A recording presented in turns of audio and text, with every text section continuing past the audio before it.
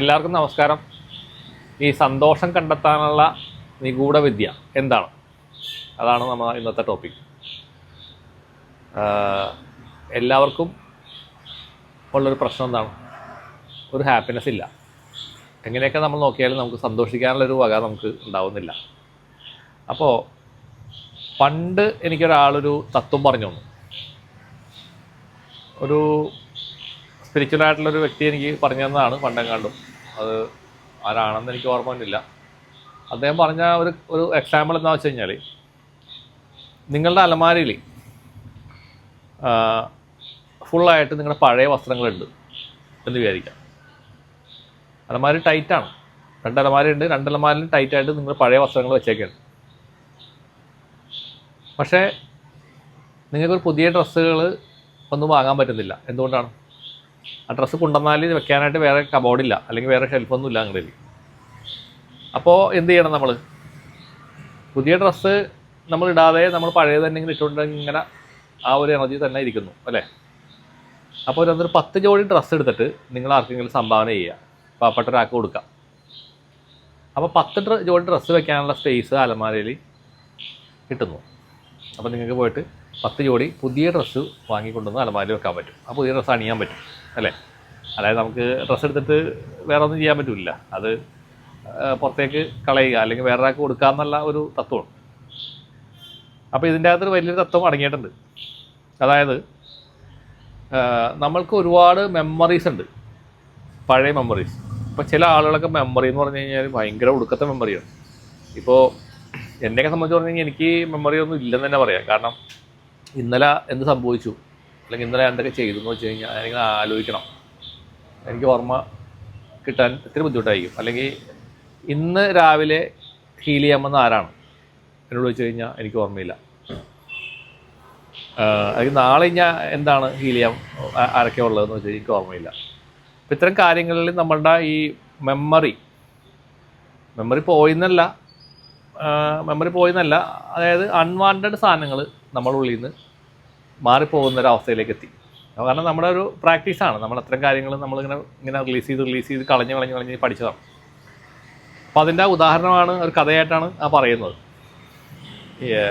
അപ്പോൾ നിങ്ങൾ പഴയ കാര്യങ്ങൾ, നിങ്ങൾ പഴയ മെമ്മറീസ് റിലീസ് ചെയ്ത് കളഞ്ഞ് പഠിക്കണം. ഇപ്പോൾ ഞാൻ കേട്ടിട്ടുണ്ട്, ചില ആൾക്കാരൊക്കെ തല്ലുപിടിക്കുന്ന സമയത്ത്, വഴക്കടിക്കുന്ന സമയത്ത് ചോദിക്കും, ഭാര്യയും ഭർത്താവ് തമ്മിലായിരിക്കും ചിലപ്പോൾ. ഭാര്യ ചോദിക്കും, നിങ്ങൾ 1982 ഈ മാർച്ച് മാസം ഇത്രാം തീയതി എന്നോട് ഈ ഒരു ഡയലോഗ് പറഞ്ഞില്ലേ? അതെൻ്റെ മനസ്സിൽ നിന്ന് ഇപ്പോഴും പോയിട്ടില്ല. എന്നെ എത്രത്തോളം എന്നെ ഡൗൺ ആക്കിയത് നിങ്ങൾക്ക് അറിയാമോ എന്ന് ചോദിക്കും. അല്ലെങ്കിൽ ഇന്ന ദിവസം നിങ്ങൾ ഇന്ന ഒരു ആളോട്, ഒരു പെണ്ണിനോട് ഇങ്ങനെ ശൃംഖരിച്ചില്ലേ, അല്ലെങ്കിൽ ഇങ്ങനെ പോലെ വർത്തമാനം പറഞ്ഞില്ലേ, അല്ലെങ്കിൽ അവരുടെ മുന്നിൽ വെച്ച് എന്നെ അപമാനിച്ചില്ലേ, ഇത്തരം കാര്യങ്ങൾ. അപ്പോൾ ഞാൻ ആലോചിക്കാറുണ്ട്, ഇങ്ങനെയുള്ള ചില ആൾക്കാരൊക്കെ ഡയലോഗ് അടിക്കുമ്പോൾ ഇവരൊക്കെ എങ്ങനെ ഇതൊക്കെ ഓർത്തിരിക്കുന്നു? കാരണം നമുക്കിതൊന്നും ഓർക്കാനായിട്ടുള്ള മെമ്മറി ഒന്നും എൻ്റെ ഇല്ല. അപ്പോൾ ഇത് ശരിക്കും പറഞ്ഞു കഴിഞ്ഞാൽ നമ്മൾ പറയും, അയാൾക്ക് ഭയങ്കര മെമ്മറിയാണ്, ഉഗ്ര മെമ്മറിയാണ് അയാൾക്ക്. ഇത്ര മെമ്മറിയൊക്കെ എങ്ങനെയാണ്? ഇതൊരു അതിഗംഭീരമായൊരു കഴിവാണെന്ന് നമ്മൾ പറയും അല്ലേ? പക്ഷേ നിങ്ങളൊന്ന് ആലോചിച്ച് നോക്കി, അത് അതിഗംഭീരമായ കഴിവാണോ? അല്ല എന്ന് ഞാൻ പറയും. കാരണം അൺവാണ്ടഡ് സാധനങ്ങൾ സ്റ്റോർ ചെയ്യുന്നത് ഒരിക്കലും ഒരു നല്ല ക്വാളിറ്റി ആയിട്ട് എനിക്ക് തോന്നിയിട്ടില്ല.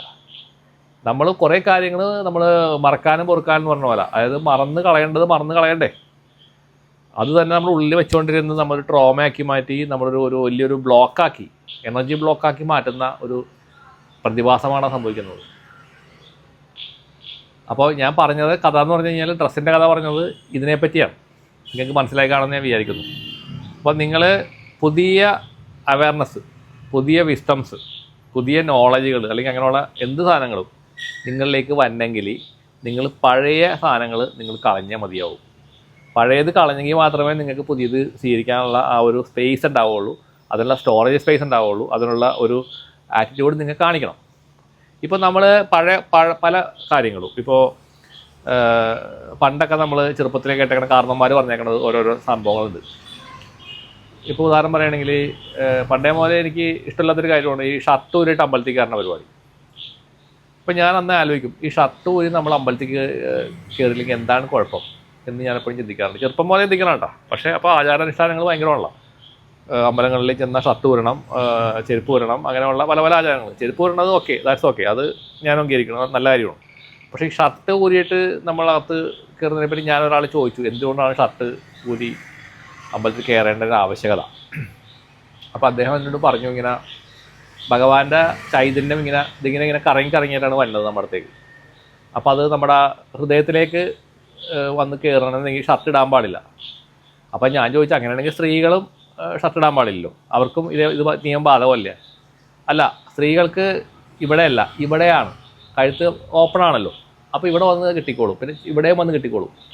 അപ്പോൾ ഞാൻ ആലോചിച്ചു, അതെന്ത് നിയമം? സ്ത്രീയും പുരുഷനും തമ്മിൽ ഇങ്ങനെ വ്യത്യാസമുണ്ടോ? വിവേചനം എങ്ങനെ വന്നു? സ്പിരിച്വാലിറ്റിയിൽ അങ്ങനെ വ്യത്യാസം ഉണ്ടോ എന്നുള്ളത് അന്ന് വളരെ കാലം മുന്നേ ഞാൻ ആലോചിച്ചൊരു ഒരു കാര്യമാണ്. പക്ഷേ ഈ അടുത്ത കാലങ്ങളിലായിട്ട് കുറേ ക്ഷേത്രങ്ങളിൽ ഈ ആചാരം നിർത്തലാക്കിയിട്ടുണ്ട്. അതൊരു നല്ലൊരു കാര്യമാണെന്ന് എനിക്ക് തോന്നിയിട്ടുണ്ട്. കാരണം നമ്മൾ ഇപ്പോൾ ഗുരുവായൂർ അമ്പലത്തിലൊക്കെ ചെന്ന് കഴിഞ്ഞാൽ, ഇപ്പം ഞാൻ വിമർശിക്കണമല്ലോ കേട്ടോ, എൻ്റെ ഒരു അഭിപ്രായം പറയുന്നതാണ്, അവിടെ ഷർട്ട് ഊരിയിട്ട് വേണം, മുണ്ടെടുത്തിട്ടൊക്കെ വേണം കയറാനായിട്ട്. സംഗതി പഴയ അനുഷ്ഠാനം, ആചാരാനുഷ്ഠാനമാണ്, അതിൻ്റെ സയൻസ് എന്തെങ്കിലും ആവട്ടെ. പക്ഷേ എനിക്ക് തോന്നിയേക്കുന്ന ഒരു പ്രശ്നം എന്ന് വെച്ച് കഴിഞ്ഞാൽ, നമ്മൾ ഷർട്ടൊന്നും ഇടാതെ നല്ല ചൂടത്ത് ഈ തിക്കും തിരക്കിലും പോകുമ്പോൾ ആളുകൾ ഭയങ്കരമായിട്ട് വേർത്ത് നിൽക്കുന്ന ആളുകളുണ്ടാവും, ഭയങ്കരമായിട്ട് വേർക്കുന്നവരുണ്ടാവും. അപ്പോൾ നമ്മൾ അവരുടെ മേത്ത് വന്ന് അവരുടെ മേത്ത് വന്ന് അവർ മുട്ടുന്നു, ഉരസുന്നു. അപ്പോൾ അതൊരു സ്കിൻ ഡിസീസ് പോലുള്ള കാര്യങ്ങളൊക്കെ ഉണ്ടെങ്കിൽ അത് പകരാനുള്ള സാധ്യത ഇല്ലേന്ന് ഞാൻ എപ്പോഴും ആലോചിക്കാറുണ്ട്. അല്ലെങ്കിൽ അത് വേറൊരാളുടെ വേർപ്പ് നമ്മുടെ മേത്ത് പറ്റുന്നത് ഒരു സെറ്റിംഗ് എന്ന് പറഞ്ഞു കഴിഞ്ഞാൽ ഒരു വിസർജനം തന്നെയാണ് അല്ലേ? അത് ഒരു മാന്യമായൊരു പ്രവണതയായിട്ട് എനിക്ക് തോന്നിയിട്ടില്ല. ഞാനതിനെ എപ്പോഴും വിമർശിക്കാറുണ്ട്. ആൾക്കാരുടെ അടുത്തൊക്കെ ഇങ്ങനെ സംസാരിക്കുമ്പോഴൊക്കെ ഞാൻ വിമർശിക്കാറുണ്ട്. അത് ഗുരുവായൂരമ്പലം മാത്രമല്ല, നമ്മുടെ നാട്ടിലുള്ള പല അമ്പലങ്ങളിലും ഈ അനുഷ്ഠാനം എപ്പോഴും മാറ്റിയിട്ടില്ല. പക്ഷെ അതൊക്കെ മാറ്റേണ്ട സമയങ്ങളായി എന്നാണ് ഞാൻ പറയുന്നത്. അപ്പം ഞാൻ പറഞ്ഞു വന്നത് എന്തുകൊണ്ടാണെന്ന് വെച്ച് കഴിഞ്ഞാൽ, പഴയ ആചാരാനുഷ്ഠാനങ്ങൾ ചില കാര്യങ്ങൾ, ചില കാര്യങ്ങൾക്ക് നമുക്കൊരു ലോജിക്കില്ല. അപ്പോൾ നമ്മൾ അത്തരം കാര്യങ്ങൾ നമ്മൾ മാറ്റേണ്ട സമയങ്ങൾ അതിക്രമിച്ചു. അത് മാറ്റിയാൽ നമുക്ക് കുറച്ചും കൂടി ഫ്രീ മൈൻഡായിട്ട് നമുക്ക് അകത്തോട്ട് പ്രവേശിക്കാൻ സാധിക്കും. നമ്മൾ ഒന്നുകൂടി കുറച്ചുകൂടി നമ്മൾ ഓക്കെ ആയിരിക്കും. നമ്മൾ അമ്പലത്തിൽ കയറുമ്പോൾ തിരക്കുണ്ടെങ്കിലും നമ്മൾ ഡ്രസ്സ് ചെയ്ത് പോകുമ്പോൾ അതിനൊരു മാന്യതയുണ്ടെന്നാണ് ഞാൻ വിശ്വസിക്കുന്നത്.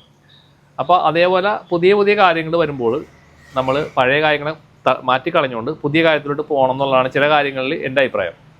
എല്ലാത്തിലും ഞാനങ്ങനെ പറയണില്ല, ഇത്രയും ചില വിഷയങ്ങളിൽ. അപ്പോൾ നമ്മൾ തുടങ്ങിയതിൻ്റെ ഒരു ഉദാഹരണമാണ് ഞാനിവിടെ പറയുന്നത് കേട്ടോ, നമ്മൾ വിഷയം മാറിപ്പോയതല്ല. അപ്പോൾ അതേപോലെ നമ്മളുടെ ഉള്ളിലുള്ള പല പല കാര്യങ്ങൾ, പഴയ കാര്യങ്ങൾ നമ്മൾ റിലീസ് ചെയ്ത് കളയണം.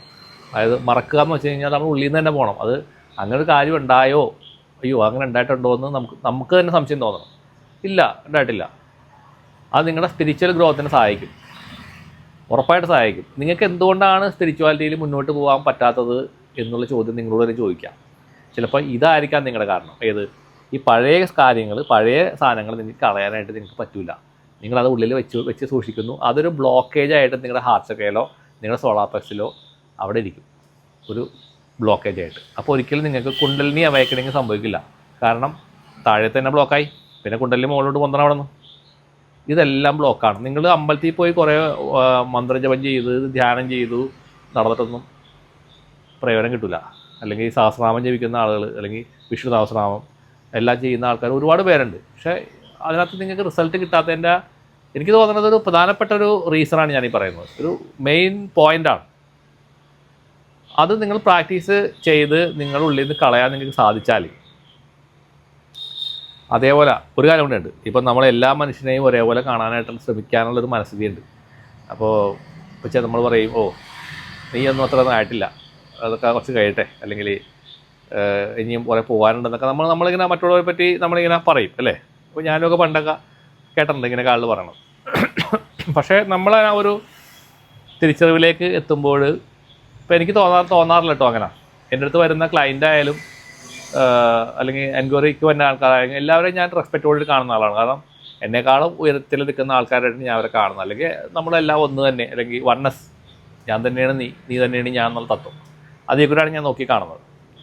പണ്ട് അങ്ങനെ ആയിരുന്നില്ല. പണ്ട് എനിക്കുണ്ടായിരുന്നു ചെറിയ ഈഗോയും കാര്യങ്ങളൊക്കെ ഉണ്ടായിരുന്നു. പക്ഷേ അത് തീർത്തും പോയത് ഇതേപോലുള്ള സ്റ്റേജുകളിലൂടെ നമ്മൾ കടന്നു പോയപ്പോൾ ഇതുപോലെ ഓരോ ആ ഒരു പരമാനന്ദം നമ്മളിലേക്ക് കടന്നു വന്നു. അതായത് ഒരു ഒരു എന്താണ് ഇന്നർ ഹാപ്പിനെസ്. ഈ സ്പിരിച്വാലിറ്റിയുടെ ഒരു ഒരു ഞാൻ കയറി അനുഭവിച്ചേക്കുന്ന ഒരു ലെവൽ എന്ന് പറഞ്ഞു കഴിഞ്ഞാൽ ഇന്നർ ഹാപ്പിനെസ് ആണ്. അല്ലാതെ നമുക്കൊരു മജീഷ്യനായിട്ടോ അല്ലെങ്കിൽ വലിയ വലിയ ആർക്കും ചെയ്യാൻ പറ്റാത്ത കാര്യങ്ങൾ ചെയ്യുന്ന ആളായിട്ട് മാറുക അങ്ങനെയൊന്നുമല്ല. ഒരു ഇന്നർ ഹാപ്പിനെസ്, അതിൽ ജീവിക്കുക, അതിൽ മുഴുകി ജീവിക്കുക, മറ്റുള്ളവരിലേക്ക് ആ ഒരു സ്നേഹം പകർന്നു കൊടുക്കുക. ഇതാണ് സ്പിരിച്വാലിറ്റിയുടെ എന്നെ സംബന്ധിച്ചിട്ട് എൻ്റെ മീനിങ് അതാണ്. അപ്പോൾ നിങ്ങളതൊന്ന് ഞാൻ ഈ പറയുന്ന കാര്യങ്ങളൊന്ന് ശ്രദ്ധിച്ച് നോക്കുക. നിങ്ങളുടെ ഉള്ളിൽ നിന്ന് ഇത്തരം കാര്യങ്ങൾ വരുന്നുണ്ടോ, നിങ്ങൾ മറ്റുള്ളവരിലേക്ക് അത് ചെയ്യുമ്പോൾ അത് പ്രൊജക്ഷൻ വരുന്നുണ്ടോ എന്നുള്ള കാര്യങ്ങൾ നിങ്ങളൊന്ന് ആലോചിക്കുക. ഉണ്ടെങ്കിൽ നിങ്ങളത് തിരുത്തി ഒന്ന് നോക്കുക. അത്തരം വിഷയങ്ങൾ നിങ്ങൾക്ക് ആത്മീയപാതയിൽ മുന്നോട്ട് പോകാനായിട്ട് കുറച്ചും കൂടി എളുപ്പമായിരിക്കുമെന്ന് എനിക്ക് തോന്നുന്നു. എല്ലാവർക്കും നന്മ വരട്ടെ. നന്ദി, നമസ്കാരം.